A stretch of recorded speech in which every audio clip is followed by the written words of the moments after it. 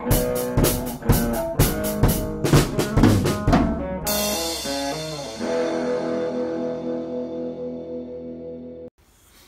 folks, Free Play Frank. Okay, this week I've got part one of a jaw crusher machine that I built to crush concrete into gravel and make other projects with it. And then later we're going to play another Journey song, Stone in Love. Alright, let's get started. Well, I got myself a small jaw crusher here. I'll show it to you guys. And it's on this nice little platform. And where this came from was a glass business, and they used this to crush all their old glass or leftover glass or whatever for recycling. And they have this set up here so you can drop all the pieces of glass down into here. If you can see the jaw down in there, they've got a smooth plate of steel on there for the jaws, and it's run by this electric motor, which looks like probably 5 or 7 horsepower, I would say. And this box looks like it's 4x6 capacity. It's pretty small, but we'll see what happens once I take that off of there. You can see how they've got this box built on the top there so that everything that goes down there goes down through into the jaws. And you've got 2 big flywheels. It's not seized. And here's the ID plate. You can read that. It looks like Italian. 1987 it says. It's probably the year of manufacture. And appears to be in pretty good shape. I can't see any cracks on it anywhere. Look around, see any cracks, and you can see grease and stuff all over it. This hasn't been used in years and years, so it does look like they were maintaining it, because look at all the grease on the rotating assembly. See down in there, you see the toggle plate. It all looks like it's in good shape. And be careful not to fall off the trailer here. And I didn't have to pay for this. I ended up getting this in exchange for renting them my trailer to move the machinery from their business that they wanted to keep. So we're going to be mounting this on a trailer, and I'm going to be running it with the same Honda motor that runs my wood chipper. Remember the quick change attachment I made for that motor? And we're going to get some of our concrete crushed around here. Unfortunately, the crusher I rented last year got sold, so it's not available to me anymore. So this is a lot smaller of a machine, but it's going to get a lot of the stuff crushed, and I'm going to come up with another plan to break down the bigger pieces. You'll see that later. Well, I see why they got rid of the crusher. It's got a broken leg. See, I guess in Canada, crusher like racehorse. When they break leg, you throw them away.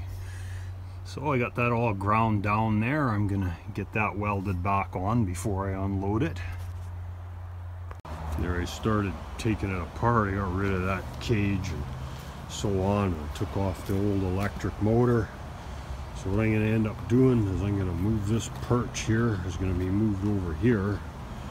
And then I'm gonna have to put a jack shaft on here, because in order to get this to spin the right speed, if I just put the motor, the pulley from the back of the motor onto these belts, it's going to turn too fast. It'll turn at 680 RPM or something like that, and that's way too fast. You want it to turn at about 300 maximum. Like that one I rent didn't even turn that fast. We were running it at half throttle, and it was turning at maybe 200 RPM, and it was crushing fine. Because if you turn it too fast, then what happens is it throws the rocks out of the chute here. The rocks go down in there, and instead of cracking, they just shoot back up out of there. So yeah, we don't want that. And I'll show you the jaw liners. I took the jaw liners out. Here's the belt guard. And I've already removed the jaw liners because they got lots of wear. So I'm gonna have to get some hard facing rod and weld on those. But other than that, this machine's in great shape. Okay, here's the jaw liners. Now this is the fixed jaw. This is the jaw that drops down into the housing of the machine, and you can see it's worn completely smooth because they were crushing glass with it, and somebody's tried to weld on here with hard facing rod down near the bottom. And same with this one. This is the one that mounts on the movable jaw. And I give you an idea how much wear there is. You see how worn down that is. That's the way they get, though. Crushing material is very abrasive. These are the cheek plates. They go on the sides, and you can see the amount of wear that's on those. So I'm going to be going through some hard facing rod to weld that. I don't know how much money hard facing rod costs. I haven't bought it in a long time, but we're going to get these all fixed up. Okay, here's a small conveyor belt that came with that crusher. I plugged it in, it works. So I got a good 3/4 horsepower motor to use for something else. So we're going to be mounting that underneath the crusher so that when it crunches the material, it'll shuttle it out to that end, and I can drop it into a bin or into the back of a truck or something. Now here's the wheels I'm going to be using. This is a 1960s Chevy 3/4 ton rear end that someone chopped the center gears out of for something else. So I'm going to be welding these so that they fit. You can see there's the unit there. I'm also going to be narrowing down that platform that it's on because the machine's way too off-centered and I don't need it to be that wide. So we're going to be, once we get it set up to the height that I need it to be, then I can figure out how to mount the axles. Again, machining an intermediate shaft for the crusher here.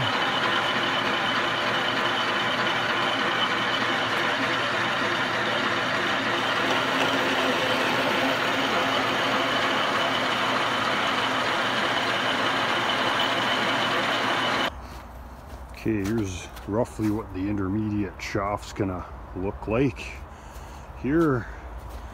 So the engine's gonna be turning this pulley here as 9 3/4 inch pulley, and that's gonna turn this 6-inch pulley.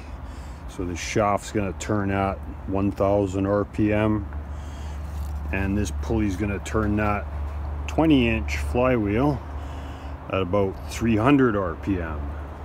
So that should be a good speed for that machine. I'm going to machine the end of this down here, because what I'm going to do here is I'm going to put another pulley on here. And then that's a Ford Windstar van front spindle bearing. And I'm going to make another intermediate shaft down there with pulleys on it. They're going to be run off this shaft. One's going to run that conveyor belt, and the other one's going to run a vibrator on the infeed table so that I can dump a scoop with the excavator, and then it'll just work its way down through the crusher.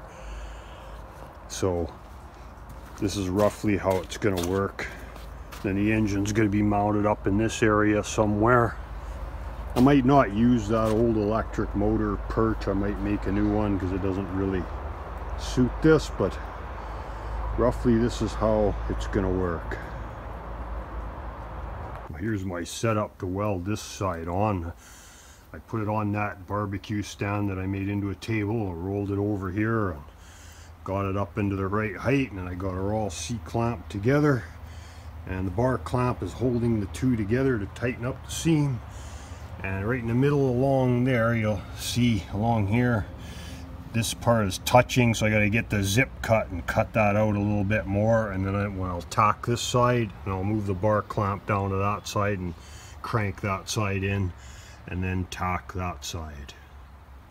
Okay, now I'm fitting the conveyor belt to the back of the machine. I got it blocked up on this table at about the right angle that I need it. I had to notch it out a little bit there to clear. Still got to take out this piece here because that chute is kind of, I don't need that in there. It's just hard to get in there with a grinder to grind it out, and it's stainless steel, so it's a bit of a pain, but I'll get it out of there. And then I took off the electric motor driving it, and I'm going to put this pulley on there. I'm going to use pulleys to drive it so they don't have to have a generator to power that electric motor. And that pulley is the same shaft size as that shaft that drives it, so that should work. And I notched out the bottom here. I cut off the mount for the motor and notched it out to clear that pulley. So now I'm gonna build some steel brackets that go up and join it to the bottom of the platform here, but I'm gonna make it so that I can take this out. I'm gonna put either square tubing inside channel or square tubing inside bigger square tubing so that I can slide this whole conveyor right off when I don't want to use it, because sometimes you'll be crushing stuff that has rebar or wire in it and it might damage the belt. Okay, I'm going to weld the axle now. Now remember I said that the center of the axle had been cut out by the previous owner of this axle before I got it, and that's fine because there's the bottom of where the conveyor belt ends up being, and that sticks forward farther than where the axle is going to pass through. So I'm going to weld 6-inch channel up that way about 12 inches and another piece across and then down to here. And then what that's going to, and this is also clamped upside down. Like, see, there's the mounting perches here where it used to mount to the springs on the truck it came off of.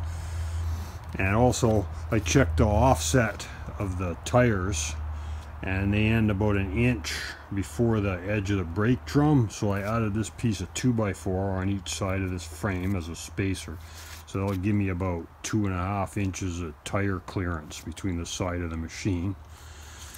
And since it's being made upside down, the piece I'm going to weld is going to go up and over like this, and then when I flip it around the right way, that piece is going to make a guard for the bottom of my conveyor belt mount, so when I'm towing this, if I tow it over rocks and stuff, it'll hit that big heavy piece of channel instead of damaging my conveyor belt mount.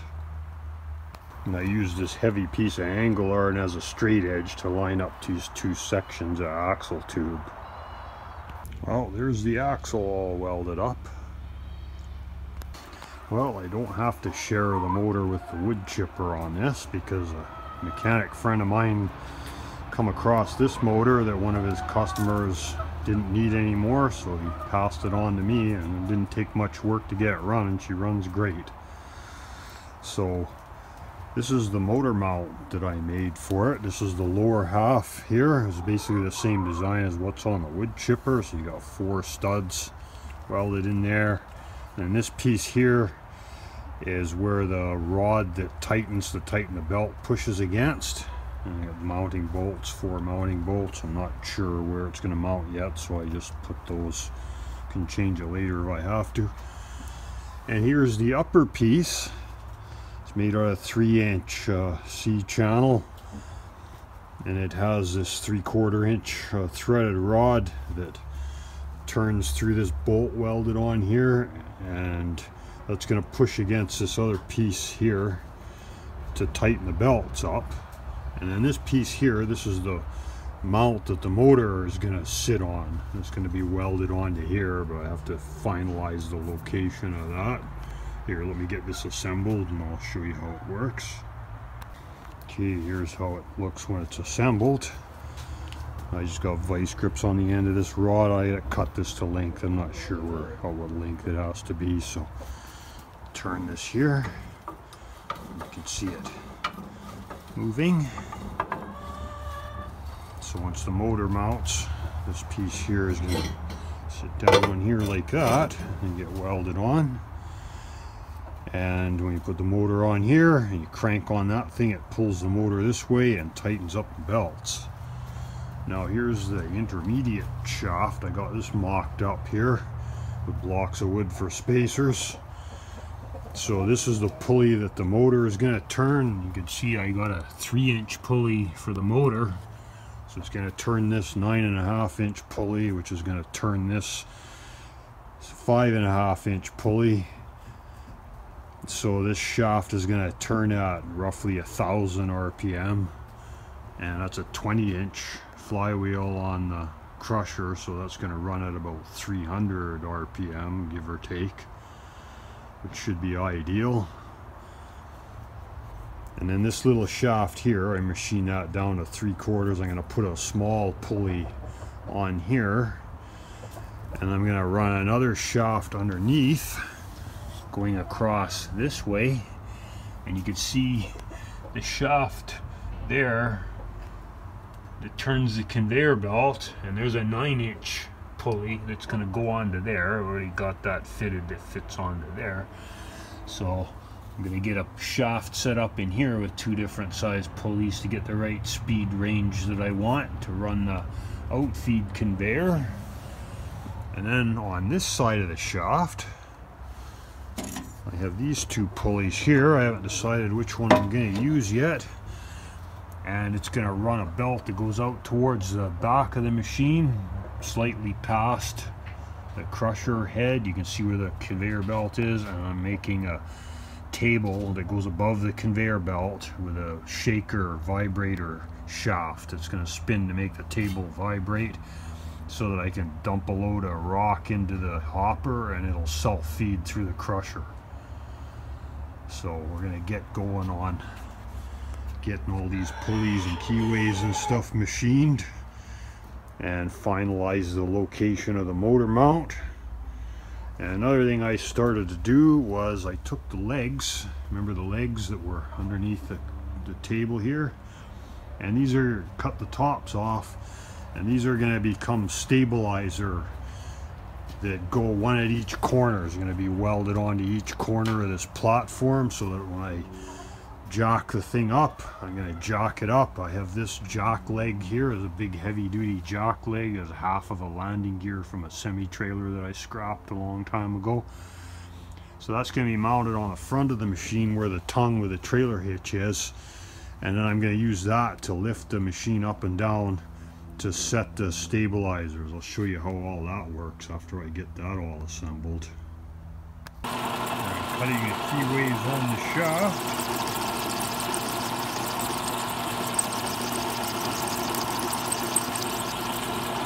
I got the rear stabilizers tacked on.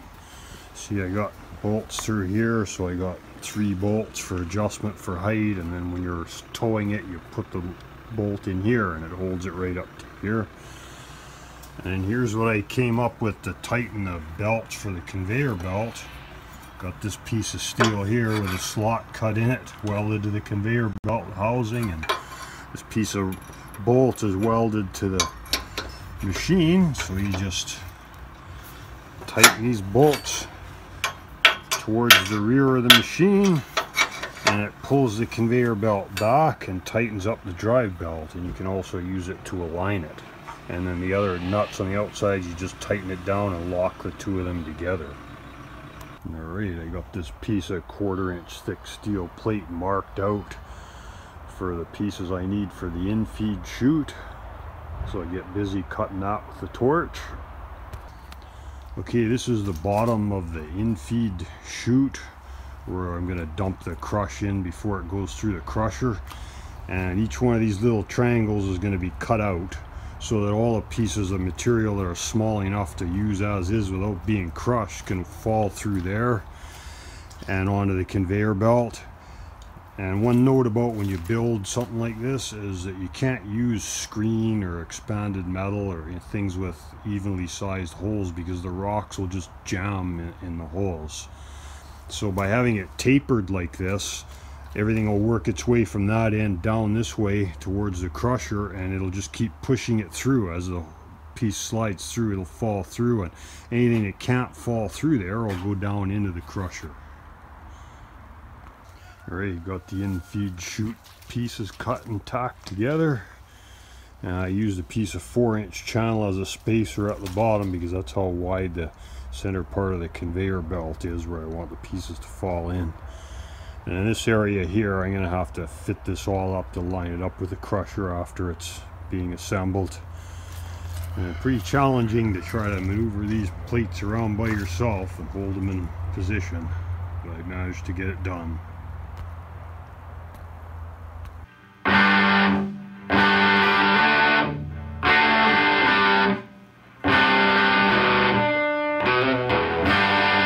Those crazy nights I remember in my youth, I do recall those were the best times most of all. blue jean girl, burning love, and once in a lifetime. You saw me singing my railroad child. Took me home, we danced by the moonlight. Those summer nights are calling, so in love. Can't help myself, I'm falling, so in love.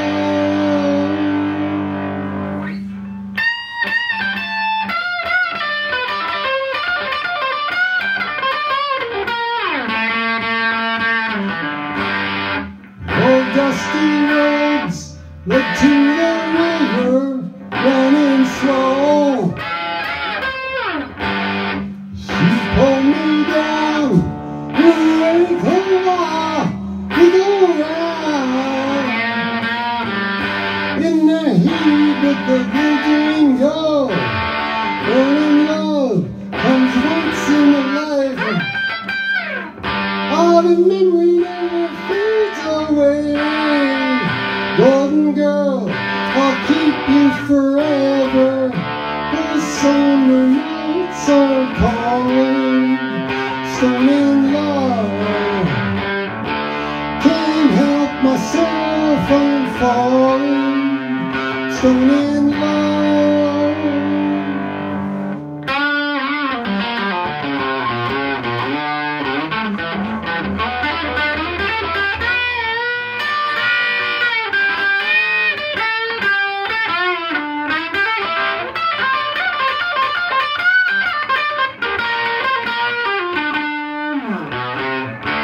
Those summer nights are calling, stone in love.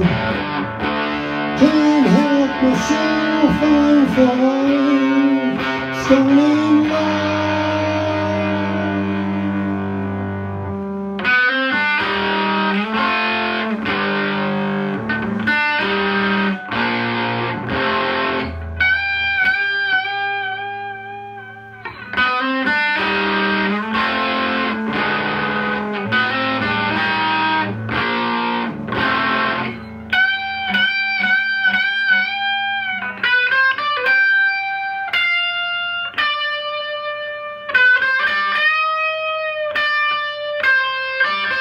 Stone in love.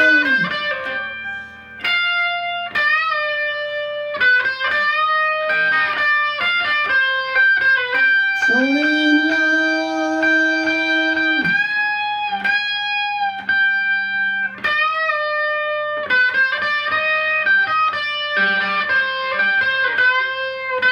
Stone in love.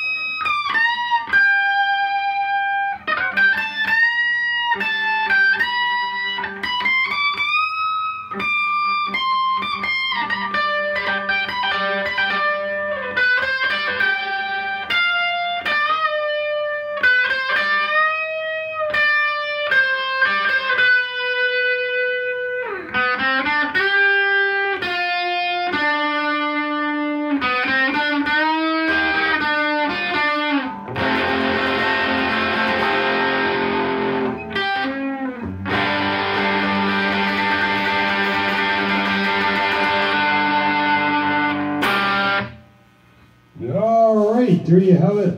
Stone in Love by Journey off their blockbuster 1981 album Escape. Thanks for joining me this week, guys. I'll see you all next time. Have a good one.